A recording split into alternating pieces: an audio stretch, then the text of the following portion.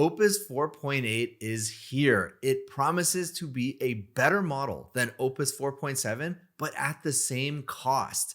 So let me show you. And this video is brought to you by Here.now. More on them later. Introducing Claude Opus 4.8. It builds on Opus 4.7 with sharper judgment. That could mean less tokens to get there. I hope that's what it means. More honesty about its own progress and the ability to work independently for longer than its predecessors. Available today at the same price. So that's good news. Anthropic models tend to be the most expensive on the market, but the fact that they've upped the intelligence and also kept the price the same is very welcome.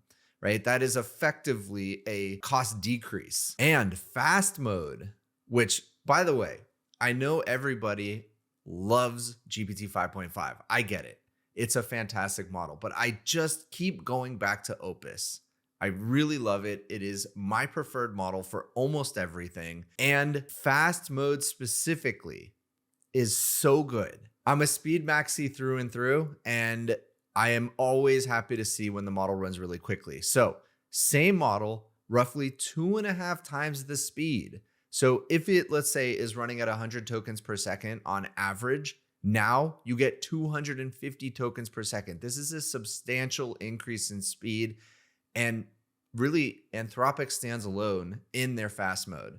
I know OpenAI has fast modes, but it's not quite as fast as Anthropic, and I really do prefer that. So turn it on with /fast in Claude Code on the API, contact your account manager to request access, or join the waitlist. In Claude Code, Opus 4.8 makes calls like an experienced engineer without needing constant check-ins. It stays on track across long-running sessions and follows work through in your repo, so you can hand off a feature or a bug sweep while you focus on what's next. Also new in Claude Code, dynamic workflows research preview.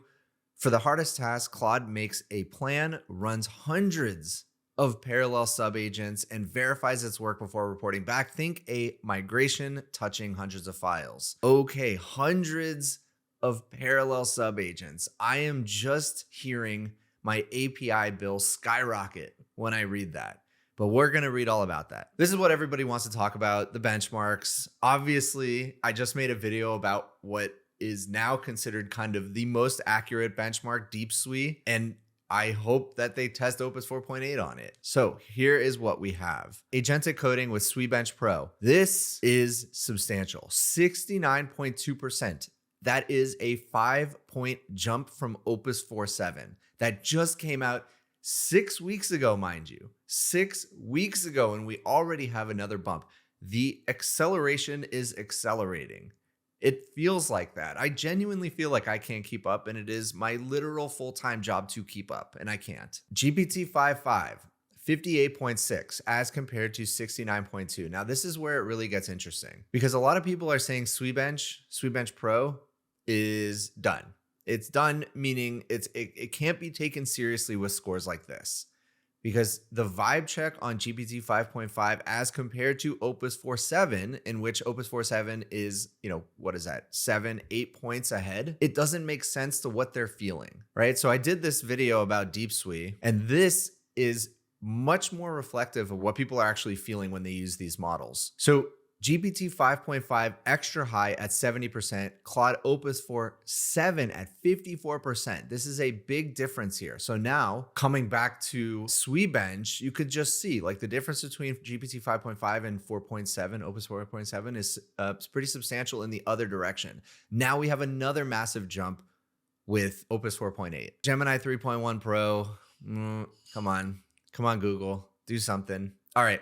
Then we have agentic terminal coding, where GPT 5.5 is still number one. This is Terminal Bench 2.1. This is the model's ability to successfully navigate terminal, to write commands and go through directories and all of that. So still number one on being able to actually successfully navigate the terminal. GPT 5.5 coming in at 78.2, kind of way ahead of everybody else, even Opus 4.8. And so if you expect GPT 5.6 to be dropping soon, you can only imagine it's going to be better. And so their lead on agentic terminal coding is substantial. And maybe that's what people are feeling. The vibe of the model that is best for real world coding use cases is GPT 5.5. Now, again, I've said my preference is Opus. I stand by that.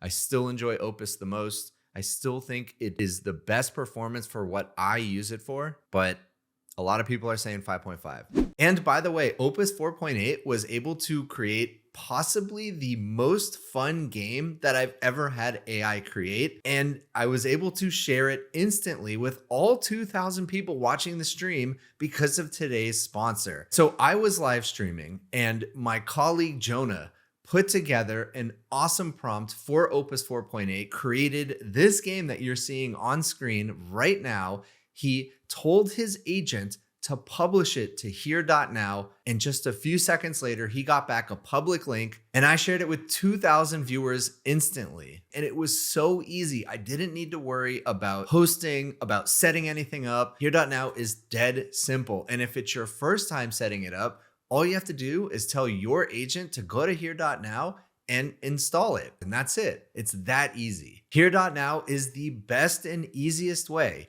to allow your agents to publish anything to the web instantly. And they recently released a private storage feature. So you don't need to share it to the web. You can store anything to here.now. It is so simple. Just tell your agent to go to here.now and install it. Thanks again to here.now. Now let me get back to Opus 4.8. All right, let's keep going. So multidisciplinary reasoning, humanities last exam. I'm kind of sad that they don't include ARC AGI. Friend of the show, Greg Cameron's president over there. Yeah, I'm kind of sad that they don't include that in any of these. But we got humanities last exam, the most ominous benchmark name in history, and Opus 4.8 is just absolutely dominating. We have a 3-point bump from no tools and another 3-point bump with tools, and that is a pretty substantial improvement over GPT 5.5 at 41.4 and 52.2 respectively.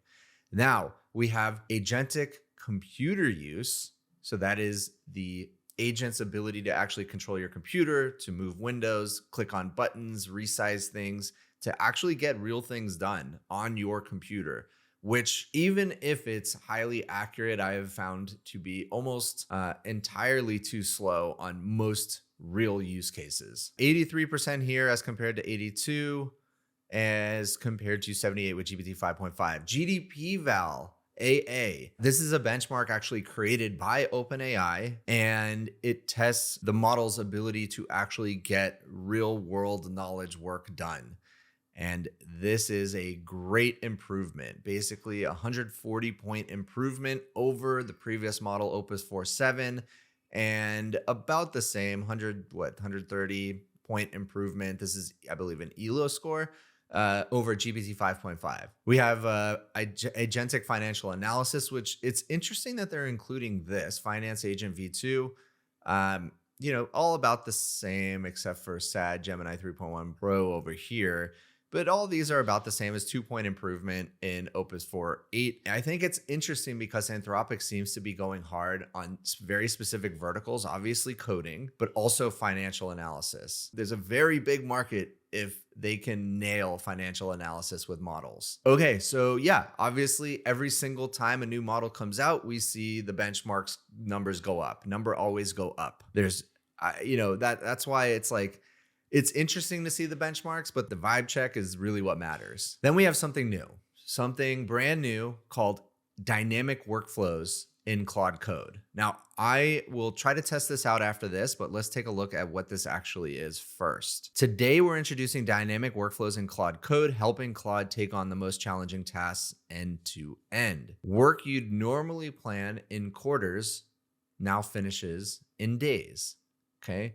I'm pretty sure this is all just parallelization. Claude dynamically writes orchestration scripts that run tens to hundreds of parallel subagents in a single session. Okay, who thinks they would have released this a month ago? I'm gonna guess absolutely not. But now they have access to all the compute in the world with their XAI deal for Colossus access. And I think this is really interesting.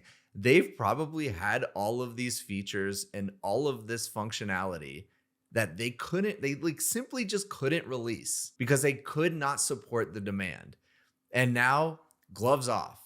Like they're going all in, and it's like, okay, you have money, spend it with us. We're gonna, spin up tens to hundreds of parallel agents, which is nuts, which is absolutely nuts. Some problems are too big for one pass by a single agent, especially in complex legacy code bases. A bug hunt across an entire service, a migration that touches hundreds of files, a plan you want stress tested from every angle before you commit to it. Dynamic workflows can handle all of these end to end. All right, so dynamic workflows are available today. Research preview in Claude Code CLI desktop and the VS Code extension, which who uses that, for Max, Team, and Enterprise, as well as on the Claude API, Amazon Bedrock, Vertex AI, and Microsoft Foundry. This is important because these are all deals that Anthropic has struck with these companies, and they seemingly are finally out of their compute crunch, right? Not only did they strike a very good deal with XAI to use all of their excess compute because XAI doesn't have a frontier model and they have all of this additional capacity, but they also struck third-party deals with Amazon and others. And so they have a lot of compute now. They have a lot of compute, and so they can release a feature like this. Dynamic workflows can consume substantially more tokens than a typical Claude Code session, so we recommend starting on a scoped task to get a feel for usage in your work. Now, if you thought Anthropic's revenue was vertical now, they are like, no, let me show you. Let me show you how vertical we can really get. Because all of a sudden, and again, I think it's probably the top 5% of Anthropic users who are maybe 80+% of overall revenue, of total revenue. And now those top 5% are going to have a feature that allows them to get so much more done in such a smaller amount of time with these parallel agents. And of course, when you're trying to optimize for time, you need to pay more. That's the trade-off. For the best experience, turn on auto mode when using dynamic workflows. From there, you have two ways to start a workflow. Ask Claude to create a dynamic workflow directly. Switch on a new Claude Code specific setting called Ultra Code. This is accessible through the effort menu. Okay, so that's where we're going to be finding it. And it sets the effort level to extra high, plus like multiple parallel agents. God, this is going to be so expensive.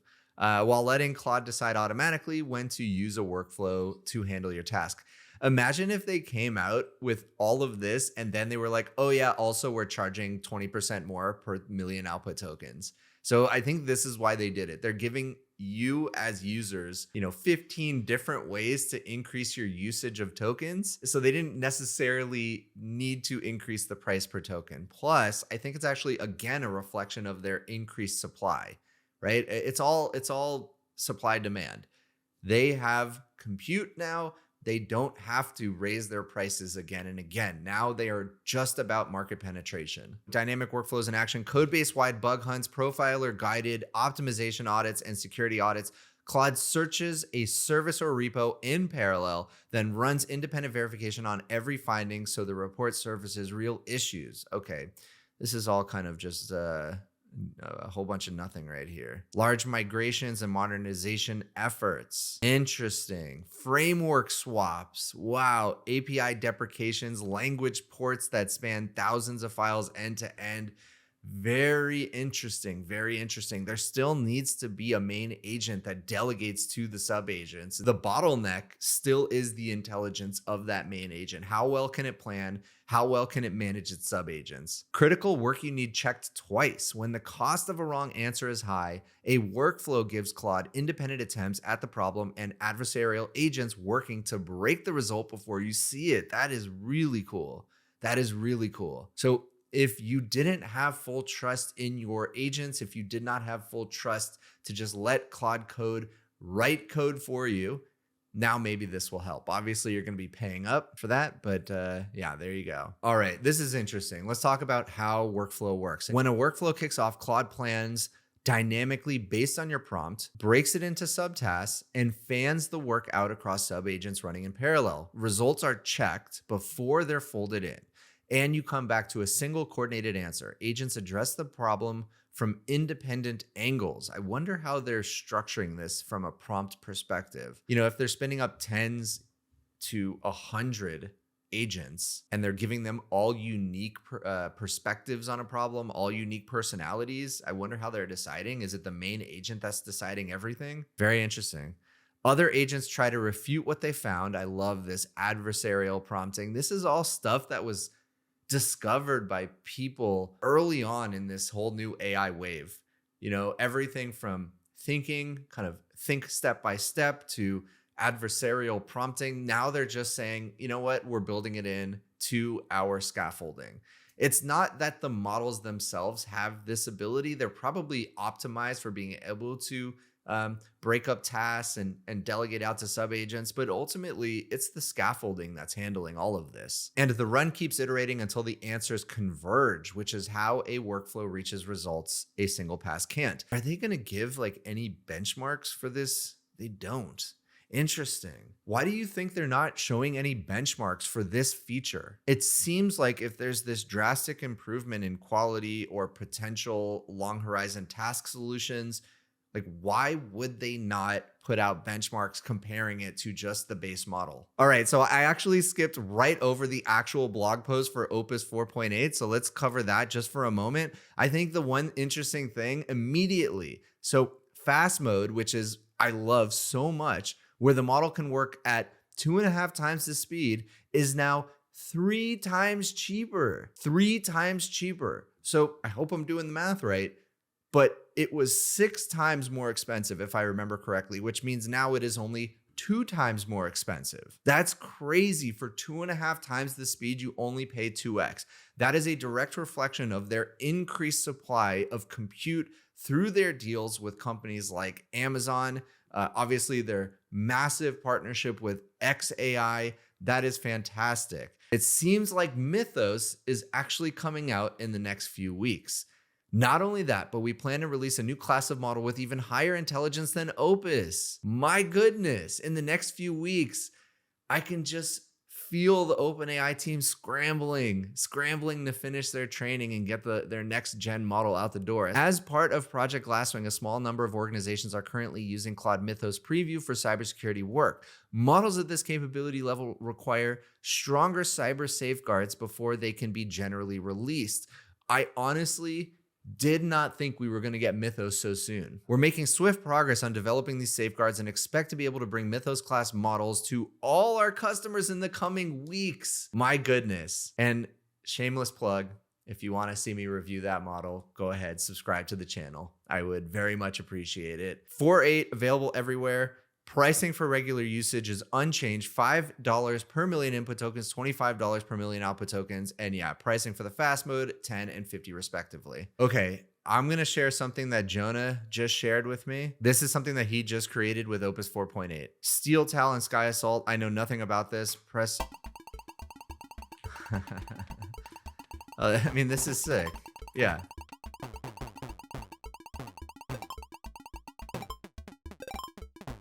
Oh man, this is bringing back my childhood here. This is fantastic. Oh, this is so cool. Oh, there's so many little power-ups here. All right, I guess I could just sit here playing this for the rest of the stream. Okay, this is awesome. Yeah, well done, well done. And once again, thank you to Here.now, especially for helping me share the results of Opus 4.8 with all 2,000 people who are watching the live stream basically instantly. So shout out to them, links down below. And yes, Opus 4.8 is fantastic, but a lot of what Anthropic has been doing as a company hasn't been so fantastic. And I made a video about it. Here that is.